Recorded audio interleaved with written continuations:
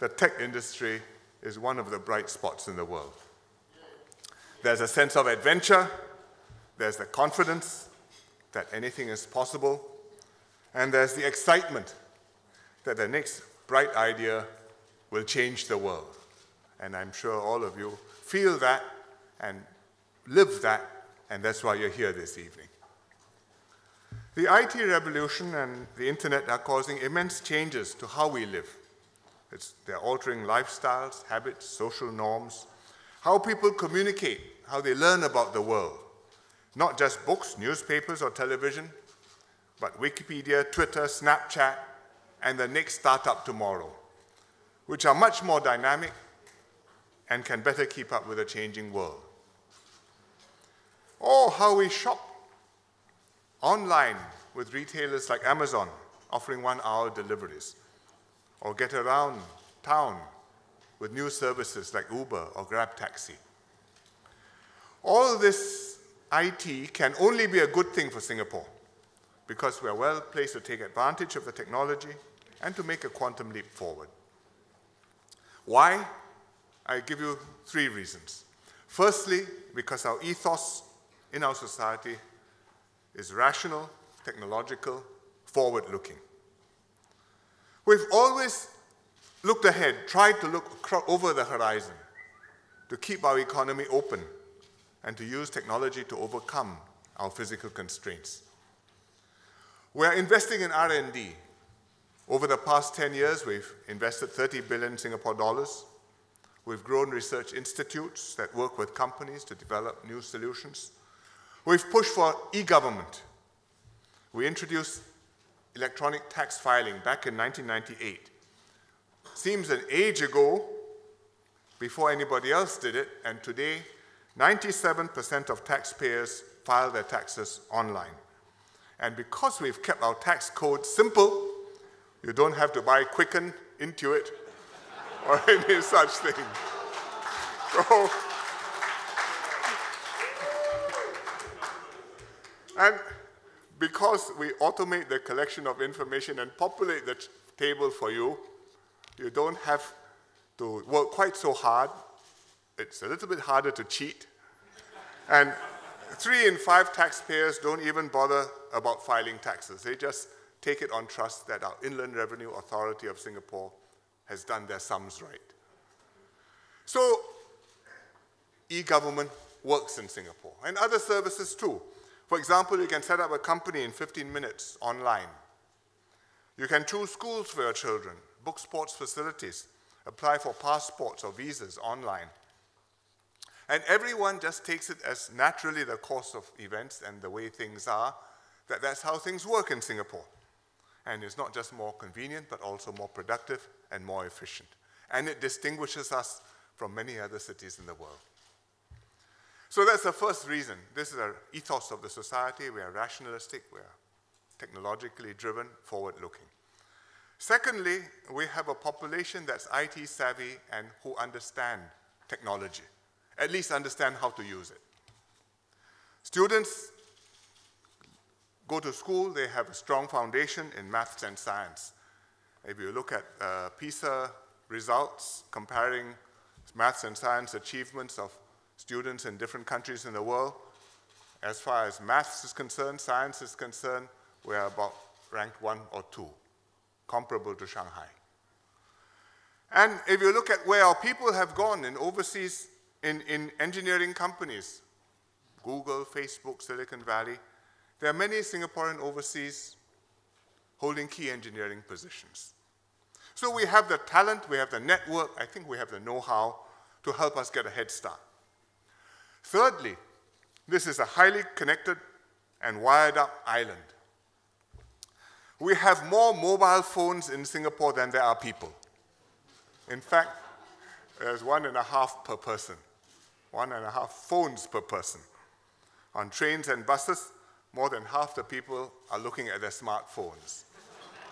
On railway station platforms, we are now installing Wi-Fi so that from the Wi-Fi hotspot, we can tell how many people are standing on which part of the platform. And our smartphone penetration is the highest in the world. We've rolled out national gigabit fiber access available to homes and offices across the country. And currently, we top the Ookla chart as a nation with the highest download speeds. And if you want to know how easy it is to get addicted to that, you travel overseas, book into a hotel, and try to get Wi-Fi. And it's not very Wi-Fi. And that's why we've set ourselves a goal of becoming a smart nation. In order to bring all these advantages together and become one of the top countries in terms of quality of life, in terms of vibrancy, in terms of opportunities for our people. There are lots of smart cities around the world, and many experiments in using technology to improve people's lives. For example, Kansas City is wiring up with gigabit internet, courtesy of Google Fiber. Rio de Janeiro set up a central ops command center for municipal and emergency services, I think done with IBM. Seoul is collecting public transport data to run the transport system more efficiently. New York City has NYC 311, a one-stop shop for all government information and non-emergency services. So there are lots of cities wanting to be smart. The difference with this city wanting to be smart is that Singapore is also a country. So we can take a holistic national view and not just a municipal one. And we are mustering the full resources of our institutions, our people, and our companies to focus decisively on big, complex problems, things which matter to us, matter to our people. So it's not gee whiz high-tech, but something which can actually make a difference to people's lives. For example, as a city, we could work with companies to develop solutions for telerehabilitation. Have your physiotherapist across Skype. But as a country, we can integrate telerehab with a public housing infrastructure and the national healthcare system, and rally different communities to provide emotional and social support to the patients.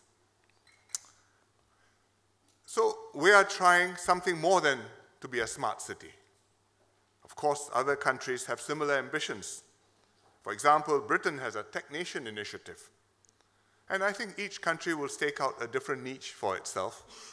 But our advantage is that we are compact, we have a single level of government, we can decide efficiently, we can scale up successful experiments and pilots without any delay. Also, we're able to take a long-term view and see through big transformations to the end until they bear fruit for citizens. So I've set up a Smart Nation Program Office to bring all the pieces together within the government and also between the government and the private sector, to use technology to achieve social and economic objectives and to make a difference in our lives. And the Smart Nation Program Office lives in the Prime Minister's department. And I take a personal interest in this because 40 years ago, after doing a maths degree, I went on to study computer science on my father's advice. He said there's a future in that. And he was right. So for the Smart Nation Program Office, I've put a minister, Vivian Balakrishnan, in charge, reporting to me. And Vivian is both a hacker and a dabbler. He used to be an eye surgeon, but since he doesn't get to operate on eyes nowadays, he dabbles building robots, assembling watches, wireless devices, and programming apps. His day job is to be Minister for the Environment and Water Resources. So when he builds apps, he uses the real-time APIs generated by the ministry. That's called user testing. I'm lax. I used to enjoy this. It's a long time since I've done anything. The last program I wrote was a Sudoku solver in C++, several years ago, so I'm out of date. My children are in IT, two of them, both graduated from MIT. One of them browsed a book and it says, here, read this. It says Haskell. Learn you Haskell for great good. And one day that will be my retirement reading. But let me share with you 3 priority areas for the Smart Nation vision. First, we want to help older Singaporeans to age in place and to live meaningful and fulfilling lives. Our society is aging. Already, today, 1 person in 9 is elderly, meaning 65 and above. So I'm just unelderly by a little bit. But within 15 years, by 2030, we shall be 1 person in 5 age 65 and above, which is about where the Japanese are today.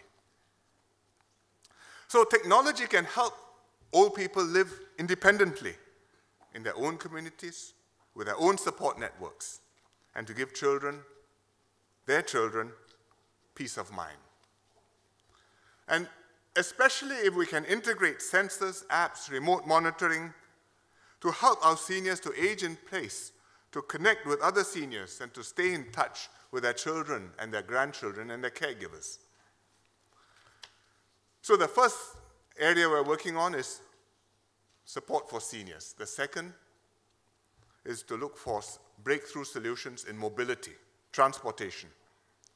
Land is scarce in Singapore. Already we're one of the most densely populated countries in the world. And we can't keep on building more and more roads indefinitely, becoming like Los Angeles. So we've got to find solutions using technology, using data, to make our transport more efficient and to improve the commuting experience through information for commuters, through responsive management of public transport systems, through city planning, smart city planning, to minimize long and unproductive commutes. So that's the second area, transportation breakthroughs. A third area is to become a safe and secure data marketplace. A place where companies can easily conduct testing and extract insights on market research, on consumer trends. A place where data can be shared in order to unlock value and innovation. A place where the government releases many data sets to the public to build applications and services. We've been doing that. People would like even more, but if you compare us with other countries, I think we put out quite a lot of information, and we have an open data portal, data.gov.sg, but we don't always release the information in the best possible way. And our APIs are not as polished and as standardized as they should be. In fact, sometimes there's no API. It's a tab-delimited text file. And then you've got to write your own API to manipulate them. But we are working on this. So these are 3 verticals which we want to get right for Singapore: elderly, transportation, data. But there's one horizontal which is critical to any smart nation, and that is cybersecurity. Because with more connectivity, with more systems going online, enabled by technology, we have to take cybersecurity very, very seriously. The threats are real. IT systems in Singapore are constantly probed, regularly attacked, and unfortunately, from time to time, compromised and penetrated, just like IT systems anywhere else. So we have to ensure that our defense are up to scratch and that we plug any holes that we discover as soon as possible. And that's why we set up a cybersecurity agency recently to oversee all the national cybersecurity functions and make sure that the interconnectivity between different sectors, like water, healthcare, transportation, and the vulnerabilities of this interconnect are covered. And Minister Yaacob Ibrahim is in charge of this very difficult job. So there are many opportunities for the Cybersecurity Authority to work with the private sector and for companies like yours to make a contribution, not least by please keeping your own IT system secure, because your hole can be somebody else's hole as well, your clients, your partners, your counterparties. So I've outlined a few challenges that Singapore hopes to tackle, but actually these are not very unique to us. Other countries face similar challenges. What's different here is that here you can prototype and test bed the new ideas, and you can scale. It's compact, it's a little bonsai, you get it to work, you got the essence of the idea right, it's a rapid prototype. And you can develop the same idea elsewhere. If you can make it work in Singapore, you have a chance to adapt and apply it to other contexts. If it doesn't work in Singapore, it's probably worth a rethink. It's like how we pioneered electronic road pricing, how we've carved out a niche for ourselves in water technologies, water purification, and made it work here, and offered an interesting example for others to look at and perhaps to pick up ideas from. And we are now embarking on our Smart Nation journey with the same determination and the same confidence. To make a smart nation succeed, we need an entrepreneurial culture. You can import the latest technology, you can implement business-friendly schemes, but ultimately you need that culture, that spunk, daring to dream, daring to fail, daring to take on big challenges. Many countries have tried to nurture this culture. Only a few have succeeded. America is one of them, Israel is another. Perhaps there will be one or two somewhere in Asia. But the places which succeed in doing this, even in America, is not everywhere, but a few places. It starts a virtuous circle. Talent attracts more talent, more ideas and startups are established, the excitement builds on itself, and we get more breakthroughs. We are beginning to see such an entrepreneurial culture here in Singapore. We have a startup district called the Launchpad that brings together the government, the startups, the venture capitalists, and the talent. And the Launchpad has been described as the world's densest startup ecosystem. We have government support and schemes to help the startups. At the beginning, the grants were chasing the projects. From the point of view of the grant giver, this was a very worrying thing. Today, the projects are chasing the grants, and I feel much better. Launchpad is almost full with startups, incubators, and VCs. And we have some homegrown successes like Zopim, Razer, Carousel, and Viki, and more youths participating in hackathons. Yesterday, I just attended one organized by our Land Transport Authority, focused on improving the commuter experience, especially for commuters with special needs. And lots of bright ideas. Young people got together, team of 1 up to team of 6 or 7, and good projects. Another important ingredient building a smart nation is talent. We have talent writ large in the wide sense. There are lots of Singaporeans in Silicon Valley, but we need more of them back home here in Singapore. And we have to attract the best and the most dynamic people, Singaporeans and non-Singaporeans, to come to tackle ambitious projects and to start up their companies here.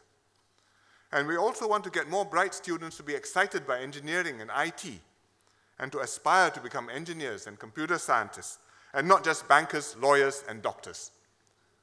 This is quite a difficult job. I was talking to somebody who knows Silicon Valley, and he says, well, the parents are all geeks. Their children all want to go and do mind-expanding things in life. So it may be a generational thing, but I think we must try hard to kindle that spark of excitement and adventure in science, in IT, in technology and engineering amongst our young. The government is leading the way. We're upgrading our engineering and IT schemes. We are reorganizing the way we work, trying to accommodate into a very big and structured organization, small pieces which are chaotic in a constructive way. So we are starting up skunk works and data teams to work on interesting problems. We may not provide massages like Google or Michelin star chefs like Dropbox, but we can certainly offer challenges which are as exciting and the wherewithal to make important things happen. And I believe this sense of challenge will bring more young people on board. So this is what a smart nation means to us. The government will muster the resources, build the infrastructure, create schemes and encourage companies and people to chase your dreams. But we need you, we need the companies and the people to step forward, to contribute, to spark the bright ideas, to make progress on the challenges, and to change the world. And I hope tomorrow's forum and the day after's will be another step in your dreams to change the world. Thank you very much.